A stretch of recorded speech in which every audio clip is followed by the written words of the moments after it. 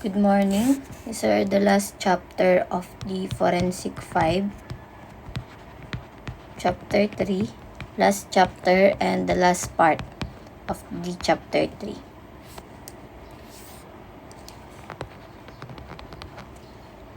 Okay. So, and the topic is all about the polygraph examination, specifically sa components ng polygraph. Sulat natin. The polygraph examination, no? Specifically sa components of the polygraph, sa chart markings,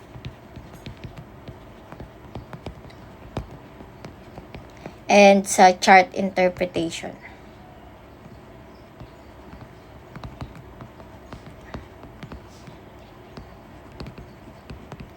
So, bago tayo mag-start, a quick question muna na sagutin nyo sa sarili nyo, no? Kahit online tayo. So, naniniwala ba kayo na yung machine or the polygraph machine ay kayang ma-detect ng kasinungalingan? So, parang ito na rin yung naging tanong ko sa last activity natin na accurate ba yung polygraph machine? Okay? So, actually, no, to answer that question, ayan, mag-isip muna kayo ng saglit, no? Pero for that question, walang machine na nakaka-directly na nakaka-detect ng lie. So, yung polygraph machine nga na paulit-ulit kong sinasabi ay nagre-record lang yan, mga anak, ng physiological reaction ng katawan. So, the polygraph machine ay hindi siya directly nagre-record ng lie, but it record yung physiological reaction ng katawan natin. Okay? So, ibig sabihin, hindi niya sinasabi kung nagsisinungaling ka, pero pinapakita niya kung nag-react ang katawan mo. Okay po? So, yung polygraph ay ginagamit to. So, to polygraph. Okay.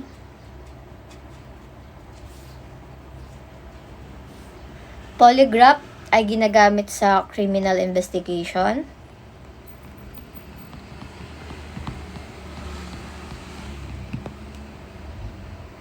Background investigation.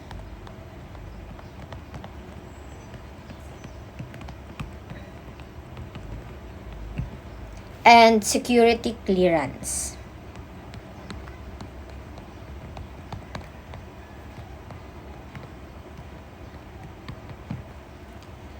So, basically, kapag ang tao ay nagsisinungaling, nagkakaroon kasi yan ng stress or anxiety. So, yung sinasabi ditong it can record your physiological reaction, yun po yung maaring ma-record yung paghinga, tibok ng puso, or pawis.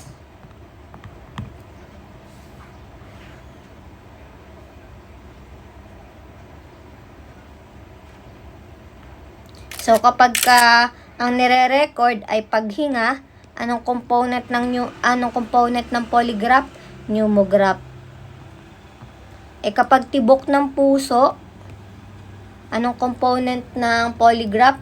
Cardiograph. Pero pag pawis ay sa galvanograph. Yun lang yung mga anak. Doon lang po laging umiikot sa pneumograph, cardiograph, and galvanograph. Pag chemograph, yun yung chart kung saan dyan nare-record. Okay, yun yung chart.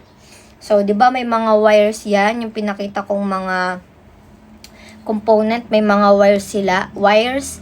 So, nakakonect yan sa chemograph. And doon, dito natin makikita yung interpretation. No? Kung may pagbabago ba. No? Next. So, the main components, no? Sa isahin po ulit natin yung main components para mas maintindihan. No, nung nakaraan kasi medyo specific tayo. Ngayon ay ayan, overview lang to. Pneumograph or sa breathing. So, ang pneumograph ay nagre-record ng ano uli? Ng paghinga, breathing. So, nilalagay ito saan? Sa thoracic. Thoracic. Ano yung nilalagay? Ano nilalagay sa thoracic? Yung rubber convoluted tube. Yung tube. Diba? Yung rubber convoluted tube na may beaded chain. Okay, imagine na lang. Yan yun. So, thoracic sa dibdib. Abdominal sa tiyan. The pneumo 1 and the pneumo 2. Okay? So, ang normal breathing ay regular and consistent. So, the normal breathing, dalawang klase lang yan. Regular and consistent.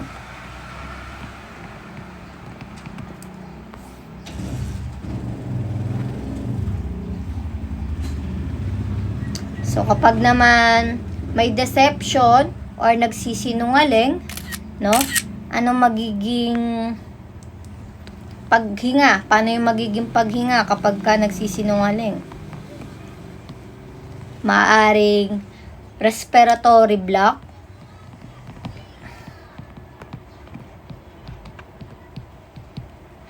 o yung biglang hihinto, no?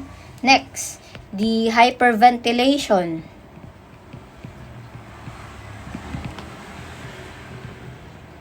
O yung bibilis, no? And next is yung magiging irregular, yung paghinga, no? So, kung sa normal, regular and consistent, dito naman kapag ka nakadetect ng pagsisinungaling, no? Irregular. Regular. So, for example scenario, yung examiner, pag sinabi niya, kinuha mo ba ang pera? So, sasabihin ng subject, hindi po. So, in breathing pa lang, no? Nagbabago. So, it can be possible na maging sign of stress or deception. Next, pneumograph, we have the galvanograph. Galvanograph or the skin response. So, dito, ito yung sumusukat ng pawis sa balat or the GSR. No? Yan yung sumusukat ng pawis sa balat. So, kahit hindi mo nakikita, kapag kinakabahan ka, syempre napapagpawisan yung kamay mo. Ano ba yung sign ng deception? So, for example, yung biglang spike. Biglang spike and mataas na response. No? Ito sa chart to ha. So, for example, kapag nagtanong yung examiner, ikaw ba ang suspect? So, biglang tataas ang GSR mo. So, maaring meron kang emotional reaction. Okay, may emotional reaction ka na dun. Bakit sa tanong na yun, pinagpawisan ka? Okay? Next, we have the cardiosphygmograph. Ito na yung nagre-record sa heart and BP natin.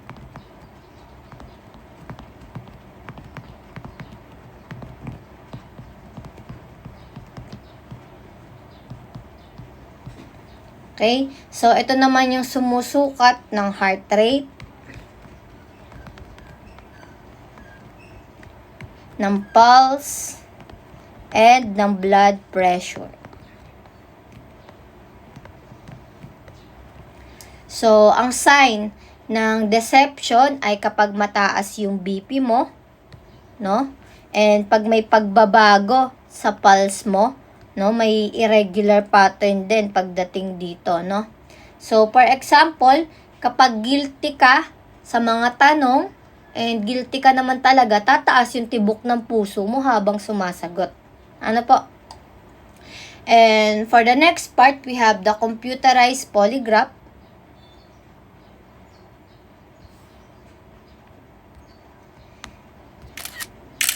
The computerized polygraph.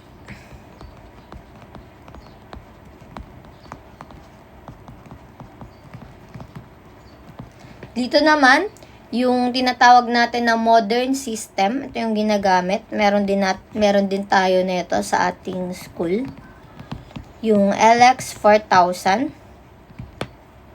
no, na polygraph. So, ang features nito ay computerized, no, pwedeng ikabit sa computer, and real-time monitoring,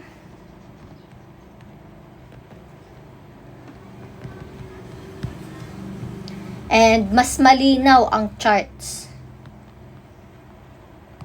Malinaw yung chart, mababasa. So, para lang yan yung ECG machine, yung mga kinakabit sa dibdib nyo kapag nagtutude-echo kayo. So, nakikita din kasi dito sa LX4000 polygraph yung inyong reaction ng katawan. Okay po. Pasok tayo sa chart markings na kung saan ito yung naging activity nyo. Tinignan natin kung meron na kayong mga knowledge pagdating sa chart markings, pero madaming tumama. Siguro tumama dahil sinearch, or siguro tumama dahil medyo madali lang naman, kasi mostly kung ano yung letter na nag-i-start, yun yung kanyang identification or yun yung kanyang terms, yung kanyang interpretation. Ano po? So, chart markings, very important ito dahil dito nakabasa yung interpretation. Ito yung mga makikita mo sa chart. Yan yung makikita mo sa chart na mga letter, ano bang ibig sabihin nun. So, ito yun, chart markings. So, we have the primary markings. Primary markings, ibig sabihin, ito yung mas madalas na ginagamit. Primary markings. Yung mga una-unang nagagamit. Pag X, ang ibig sabihin is start. Kapag paslant, ito yung start or yung end ng tanong. Ito, start na mismo yung chart. And pag plus, yes. Pagka minus, no. Maraming nagkamali dito eh. And yung XX, ibig sabihin yan, end. Kung may X na start, may XX na end. So, kung nakalimang yes siya, so plus 5 yes sa question, no? Yun. Next, we have the secondary markings. Yung mga nalalagay kung ano yung ginagawa ng isang subject. So, ito yung mga disturbances niya. Kapag M, movement, marami na ito sa binigay kong lecture natin, no, or handout. Sa C, cough, and sa Y, yun. So, ito lumabas to sa ating activities. And T for talking or talk.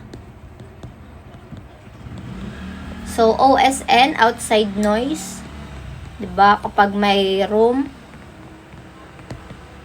yung room dapat ay na pag-e-examine ay hindi masyadong maingay sa labas, no? Kapag if ever na meron man, or kaya naman ay may things or na may bintana, ganan, no? Malalagay yan. So, bakit importante to, no? Para malaman kung valid ang reading mo or hindi. So, for example, ay kung umubo, so may mark na C, no? Maaring yun ay maging possible distortion lang, no? Next, the chart interpretation. Ito na yung pinaka-core ng lecture natin, no?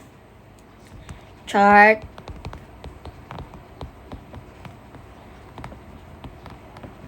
So, yung general rule, pasulat na lang ako nito mga anak ha. General rule. General rules natin, may 4 yan. No? Una, dapat specific response. Dapat may specific kang response. Kaya nga 'di ba, kapag magpo-polygraph test ka, ang una munang tinatanong ay mga relevant question. Relevant question muna mga anak para yung chart normal lang. No? Then, next na tanong, syempre magbabago yung mga tanong na, irrelevant muna anak ha. Ibig sabihin, irrelevant. Irrelevant sa nangyaring krimen, no? Hindi tungkol sa nangyaring krimen. Adi kunyari, what is your name? Sasagot ka, normal lang. Then, kapag relevant, it means may kinalaman sa nangyaring krimen. Pag tinanong mo yun, yung normal niyang sagot kanina, yung normal na nararamdaman niya, ay maaari magbago sa chart, no? Kasi, relevant, no? May kinalaman sa krimen, yung tanong sinagot niya, magbabago yung emotional response niya. Okay po. Pangalawa, dapat deviation from normal. Pag specific response, dapat yan normal palagi. And pangatlo, dapat makita ang 2 or more charts. And last, sabay dapat yung tree tracing. Yung tree tracing mga anak, yun yung pneumograph, galvanograph, and yung cardiograph. Okay, sabay-sabay na kasi yan mag-run nang may designated color yan. Kapag pneumograph, no? For chapter 4 na lang yung mga color. Kasi pag tinakal natin yan, ay magkakaroon na kayo agad ng sagot sa mga following activities natin. Okay? Next, we have the types. Types of response. The normal response. Ito yung walang pagbabago o irrelevant question. No? Irrelevant question, walang kinalaman sa krimen. Then, kapag specific response, yung response mga anak, yung nire-response ng subject, yung pinapakita ng katawan niya. Kapag specific, ito yung may pagbabago na, no? May relevant question na. Posibleng nagsisinungaling na kapag specific response. Okay? Normal, dahil normal yung breathing, yung pawis, yung BP. Pero pag specific, may specific na nagbago. No? Sa record, ibig sabihin, it is possible na may deception. Next, the analysis per tracing. Analysis for tracing. We have the pneumograph. Dito, ang sign sa pneumograph, irregular yung breathing. Kapag nagsisinungaling. May suppression. And may respiratory block. Discuss na natin to kanina. So, for example, biglang tumigil ang paghinga. Maaring ang sign nun ay suspicious. Ano? Next, the galvanograph. Pahapiawan na lang natin to. Ay, ang sign niyan, may spike and may long reaction. Ito yung biglang pagtaas ng line. No? It can cause emotional stress. And the cardiograph, ito na yung may pag-increase sa BP and may pulse change. No? And abnormal din yung rhythm niya.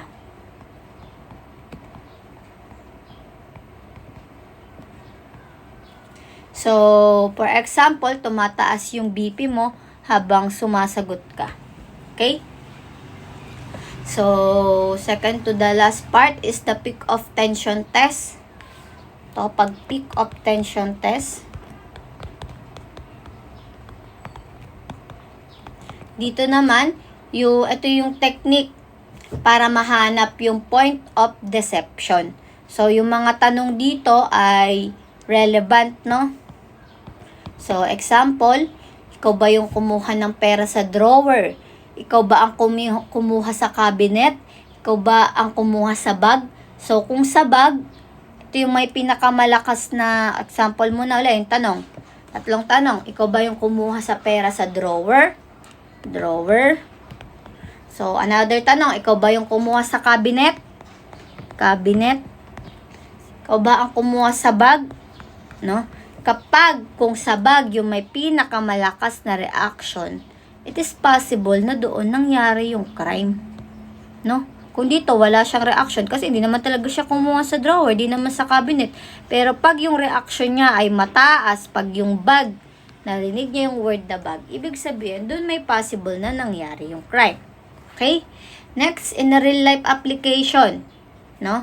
Ginagamit ang polygraph in a real life situation sa police investigation.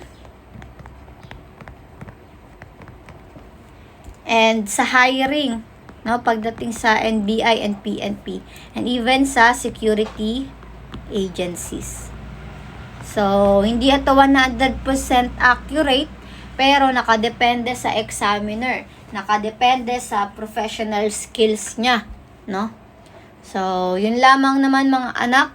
Therefore, tandaan natin na ang polygraph, it measures the body reactions. So, hindi siya direct lie detector, no? This is interpretation lang, no? So, yung mga interpretation, medyo critical siya, no? So, another closing line or mas maintindihan ay hindi lahat ng kinakabahan ay nagsisinungaling. So, at hindi rin po lahat ng kalmado ay nagsasabi ng totoo. So, that's why kayo, kung mag-undergo kayo ng polygraph machine, or ng polygraph test rather, kung talagang enough yung knowledge nyo and experience sa ganito, maaaring hindi kayo ma-detect. Kasi kung alam mo naman kung paano gamitin yung polygraph, even student ka lang, pero may knowledge ka, tas nag-polygraph test ka, kaya mong kontrolin. No? So, yun lang. Natanong ko naman na din yung mga Q&A natin na kung bakit hindi 100% ang polygraph and ano yung pinaka-important, no? Palagay na lang din sa inyo kung sa tingin nyo ano yung pinaka-importanting component and paano ba ito makaka-apekto yung mga emotional response like yung kaba sa resulta, no? So, yun lamang po ang last lecture natin for Forensic 5 bago kayo mag-midterms. So,